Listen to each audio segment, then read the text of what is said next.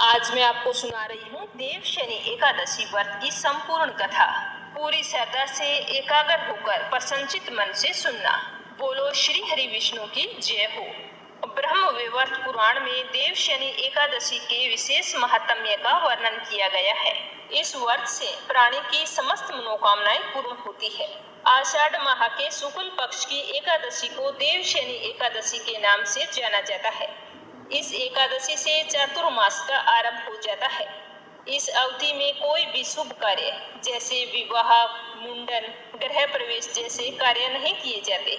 मान्यता है कि इस दिन से भगवान श्री हरि विष्णु क्षीर सागर में शयन करते हैं और फिर 4 माह बाद उन्हें उठाया जाता है। उस दिन को देव उठनी एकादशी के नाम से जाना जाता है। देव शनि एकादशी से लेकर देव उठनी एकादशी के बीच के 4 महीनों को ही चातुर्मास कहा गया है।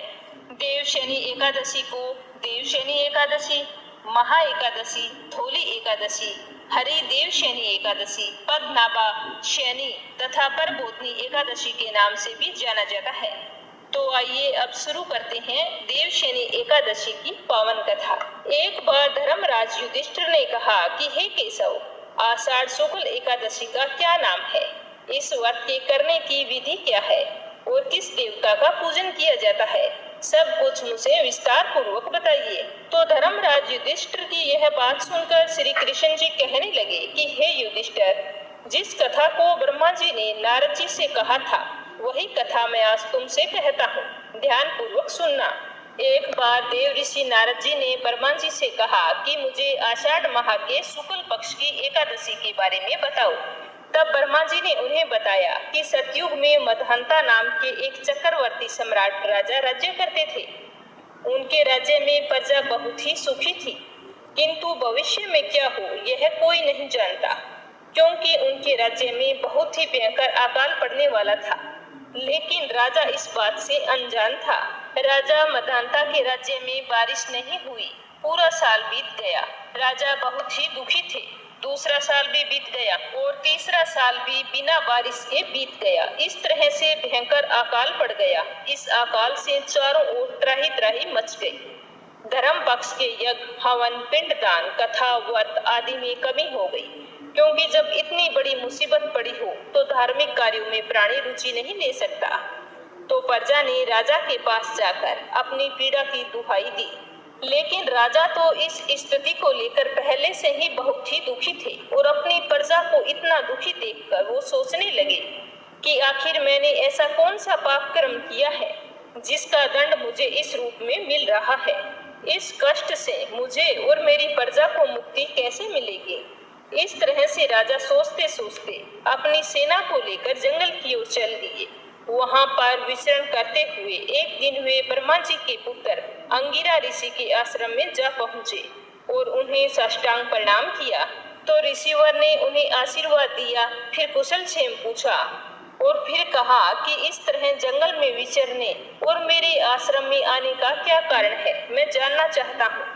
तब राजा ने हाथ जोड़कर कहा कि महात्मन, सभी प्रकार से धर्म का पालन करता हुआ भी मैं अपने राज्य में दुर्भिक्ष का दृश्य देख रहा हूँ। आखिर किस कारण से ऐसा हो रहा है? 3 वर्ष बीत गए, बारिश की एक बूंद भी नहीं पड़ी है। मेरी प्रजा बहुत ही दुखी है। कृपया करके आप अगर जानते हैं तो इस समस्या का समाधान करें। मैं बहुत ही आशा लेकर आपके पास आया हूँ, मुझे निराश मत करना। राजा मदहंता की यह बात सुनकर महर्षि अंगिरा ने कहा कि हे राजन, सब युगों में उत्तम युग यह सतयुग है। इसमें छोटे से पाप का भी बहुत ही भयंकर दंड मिलता है। तो यह सुनकर राजा ने कहा कि इस तरह मैंने कौन सा पाप कर दिया? आप जानते हो तो कृपया करके मुझे बताइए और इसका समाधान भी मुझे बताओ। तो राजा की बात सुनकर महर्षि ने कहा कि इस युग में धर्म अपने चारों चरणों में व्याप्त रहता है। ब्राह्मण के अतिरिक्त किसी अन्य जाति को तप करने का अधिकार नहीं है, जबकि आपके राज्य में एक शूद्र तपस्या कर रहा है। यही कारण है कि आपके राज्य में वर्षा नहीं हो रही। जब तक वह काल को प्राप्त नहीं होगा तब तक यह दुर्भिक्ष भी शांत नहीं होगा। दुर्भिक्ष की शांति उसे मारने से ही संभव है। महर्षि की यह बात सुनकर राजा मदहंता को बहुत ही गहरा आघात पहुंचा। राजा का हृदय एक निरपराध क्षुद्र तपस्वी का शमन करने के लिए तैयार नहीं था। तो राजा ने महर्षि के आगे हाथ जोड़कर कहा कि हे देव, मैं उस निरपराध को मार दूं? यह बात मेरा मन स्वीकार नहीं कर रहा है। कृपा करके आप कोई और उपाय बताएं। मेरे करने लायक होगा तो मैं अवश्य करूंगा।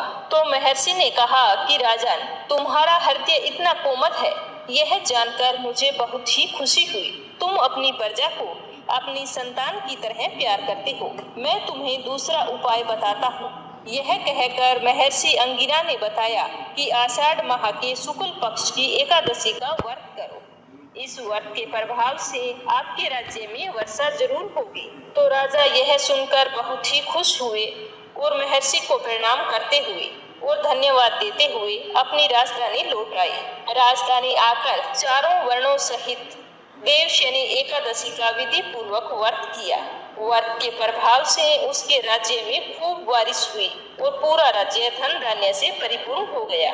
इस तरह राजा मधांता ने देवशयनी एकादशी का व्रत करके अपने राज्य पर आई हुई समस्या से छुटकारा पाया। कहा जाता है कि देवशयनी एकादशी के व्रत करने से प्राणी की समस्त मनोकामनाएं पूर्ण होती है। फिर इस लोक के समस्त सुखों को भोग कर अंत में वैकुंठ लोक को जाता है।